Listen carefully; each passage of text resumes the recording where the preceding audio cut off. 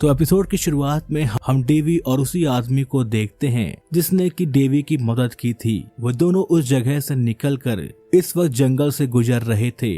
Davy उस आदमी से कहता है कि हमें यहाँ भी सतर्क रहना होगा क्योंकि यहाँ पर कुछ राक्षस हो सकते हैं जो कभी भी हम पर हमला कर सकते हैं। जैसे जैसे वे आगे बढ़ते गए, शाम हो चुकी थी। अचानक से उस आदमी को वहाँ पर एक बर्फ से बनी हुई कब्र दिखाई दी। वो ये देखकर बहुत ही हैरान था। उसने तुरंत बाई से कहा कि रुक जाओ और खुद आगे बढ़कर उसे देखने लगा। पहले उसने वहाँ की बर्फ को हटाया और फिर बर्फ के अंदर से एक आदमी की लाश को बाहर निकाला। वह यह देखकर और भी ज्यादा हैरान था कि या तो किसी नाइट यानी कि किसी किंगडम के बड़े सोल्जर की लाश थी। लाश पर कई भयंकर कट के निशान थे जिससे साफ पता चलता है कि उसे किसी राक्षस ने ही मारा था। डेवी यहाँ पर देखता है कि उस नाइट का बैज भी नहीं था। आमतौर पर जब किसी किंगडम का नाइट किसी भी फाइट या हादसे में मारा जाता है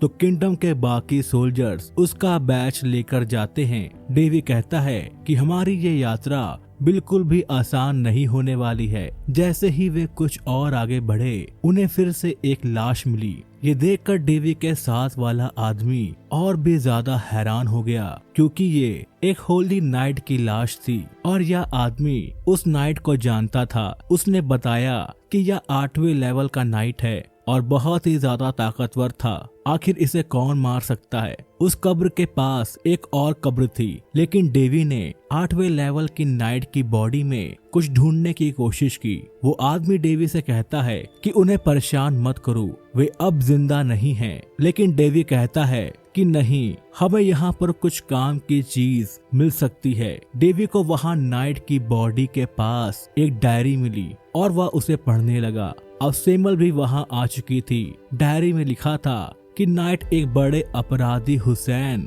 को मारने के लिए आए थे। यह सुनकर वह आदमी और भी ज्यादा हैरान हो गया क्योंकि हुसैन बहुत ही ताकतवर था। हुसैन किंगडम का सोल्जर था, लेकिन उसने उन्हें धोखा दिया था। वह आदमी आगे बताता है कि हुसैन ने 26 की उम्र में 9th लेवल पर पहुंच गया था और पूरे किंगडम में इतनी तेजी से किसी ने भी लेवल नहीं बढ़ाया। अब उसकी उम्र करीबन 30 होगी, इसलिए नहीं पता कि वह किस लेवल पर होगा। डायरी में लिखा था कि नाइट के साथ 2 और नाइट कैप्टन आए थे, लेकिन 2 में से एक मारा गया था। डेवी और वो आदमी ये पढ़कर काफी हैरान होते हैं। सेमल को इसमें कोई भी रुचि नहीं आ रही थी और वो दूर जाकर बैठ गई। डेवी ने देखा कि वहाँ एक और कब्र है और उसमें जरूर कुछ काम की चीज मिल सकती है क्योंकि वो कब्र एक नाइट कैप्टन की थी। डेवी आगे बढ़ने वाला था, लेकिन तभी सेमल ने उसे रोक दिया और कहा कि मुझे इसमें खतरा नजर आ रहा है और उस कब्र में खतरनाक पावर दिख रही है। अचानक से वह कब्र हिलने लगी और उसमें से एक नाइट निकल कर आया, लेकिन वह एक लाश थी।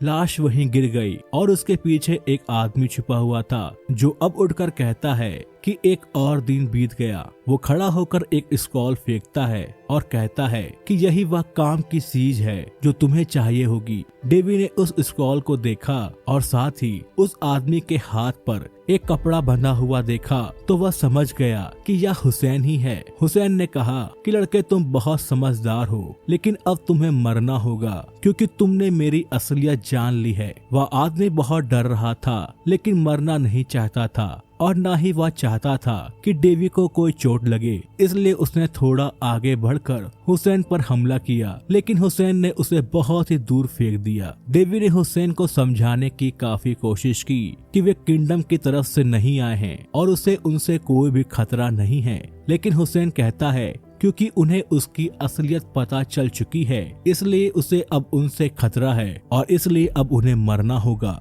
जब डेवी को कोई रास्ता समझ में नहीं आया तो उसने अपने पास से एक केमिकल निकालकर हुसैन की ओर फेंक दिया। यह वही केमिकल था जो सलगजार ने बनाया था। केमिकल से ब्लास्ट तो हुआ, लेकिन हुसैन पर इसका कोई भी असर नहीं हुआ। तब हुसैन कहता है, अच्छा तो तुम एक जादूगर हो। लेकिन तभी डेवी और सैमल डर कर वहाँ से भागने लगते हैं। भागते हुए डेवी ने अपने एक फॉर्मेशन बॉल से उस पर हमला किया, लेकिन हुसैन ने उसे रोक लिया और कहा कि भले ही तुम्हारी तकनीक बहुत अच्छी है, लेकिन तुम में पावर काफी कम है, जिसकी वजह से ये अटैक मुझे कोई नुकसान नहीं पहुंचा सकता। इसके बाद हुसैन ने डेवी का हमला उसी पर वापस फेंक दिया, जिससे डेवी नीचे गिर गया। हुसैन डेवी पर हमला करने के लिए आगे बढ़ रहा था, लेकिन तभी एक तीर हुसैन की ओर आया। यह तीर उस आदमी ने चलाया था जिसने पहले डेवी की मदद की थी, लेकिन हुसैन ने तीर को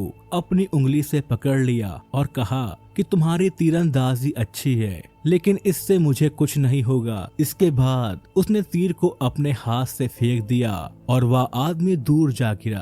अब हुसैन ने अपनी तलवार निकाल ली जो बहुत ही मजबूत थी और वह डेवी पर हमला करने ही वाला था, लेकिन डेवी वहां से गायब होकर सामने पेड़ के पास आ गया। हुसैन ने फिर से उसकी ओर हमला करने की कोशिश की, लेकिन तभी एक मैजिक वाला पावरफुल बैरियर डेवी के सामने आ गया, जिसने हुसैन के अटैक को रोक लिया। यह बैरियर सैमुअल ने क्रिएट किया था क्योंकि उसे बहुत ही गुस्सा आ रहा था और वह कह रही थी कि मैं जैक को अब कुछ भी होने नहीं दूंगी। सैमुअल ने अपनी पूरी पावर से एक बड़ा फॉर्मेशन क्रिएट किया। हुसैन ने अपनी तलवार निकालकर उन सभी हमलों को रोकना शुरू कर दिया। दोनों की पावर के कारण पूरा जंगल हिलने लगा। हुसैन ने देखा कि सैमुअल के हमले बहुत खतरनाक हैं और उसकी पावर बहुत ज्यादा है, इसलिए वह अपनी तलवार को नीचे गड़ाकर बैठ गया। तब डेवी सैमुअल से कहता है कि सैमुअल, हमें यहाँ से निकलना होगा, हम इसे हरा नहीं सकते। लेकिन सैमुअल उसकी बात को नजरअंदाज कर उस पर हमला करना जारी रखती है। हुसैन ने पहले ही एक बैरियर क्रिएट कर लिया था और इस समय वह अपनी तलवार को ब्लड रिफाइनिंग पावर से एक्टिवेट कर रहा था। उसने अपनी ब्लड की एक ड्रॉप तलवार पर डाली, जिससे तलवार की पावर कई गुना बढ़ गई। अब हुसैन पूरी तरह से एक लाल रंग के ओरा से घिर गया था, जो उसकी पावर को दर्शा रहा था। डेवी ने सैमुअल को सावधान रहने के लिए कहा, लेकिन सैमुअल के हमले हुसैन को नुकसान नहीं पहुंचा पा रहे थे। वे हुसैन के बैरियर से टकराकर नष्ट हो रहे थे। अब हुसैन ने अपना बैरियर हटाकर सैमुअल पर हमला किया। सैमुअल ने अपने सामने 3 बैरियर क्रिएट किए, लेकिन हुसैन के 3 हमलों के बाद वो तीनों बैरियर नष्ट हो गए। अब हुसैन ने अपनी तलवार उठाई और सैमुअल पर स्ट्राइक अटैक किया। तभी सैमुअल गायब हो गई और हुसैन के अटैक से बच गई। हुसैन के हमलों के कारण जंगल में बहुत तबाही मच गई थी। सैमुअल हुसैन के हमलों से बचने की कोशिश कर रही थी, लेकिन हुसैन ने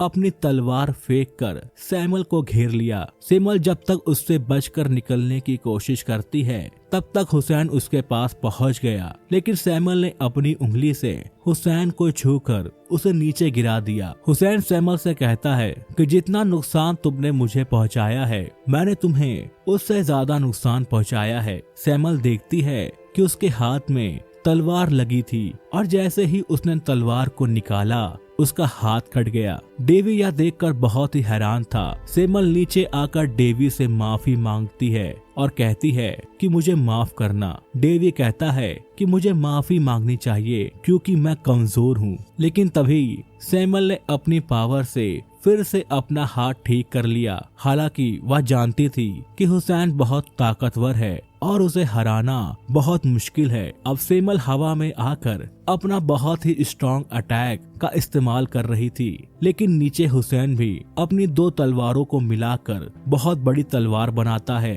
और फिर टाइगर स्पिरिट की मदद से उस पर हमला करता है। सैमुअल उसके अटैक को डॉज करते हुए गायब हो जाती है, लेकिन दूसरी तरफ आते ही हुसैन ने उस पर हमला कर दिया। हुसैन के हमले को डॉज करना बहुत मुश्किल था, इसलिए इस बार तलवार सीधे सैमुअल के सीने के आर पार हो जाती है। सैमुअल उस तलवार को पकड़ लेती है और अपनी पावर से कुछ चेन्स क्रिएट करती है जो हुसैन को भी पकड़ लेते हैं। अब हुसैन वहां से भाग नहीं सकता था। सैमुअल अपनी पावर से एक फायर फ्लावर बनाती है जो बहुत ही स्ट्रॉन्ग था। अब इससे हुसैन का बचना नामुमकिन था। डेवी उसे रोकने के लिए उसे आवाज लगाता है, लेकिन सैमुअल नहीं सुनती। फायर फॉर्मेशन हुसैन को बहुत ही ज्यादा चोट पहुंचा रहा था। तभी धीरे धीरे सैमुअल की स्पिरिट भी वहाँ से गायब होने लगती है। यहाँ पर डेवी को समझ में नहीं आ रहा था कि वो क्या करे। इस वजह से उसे वीवी की बहुत याद आती है, जिसने उसे स्क्रॉल देते हुए कहा था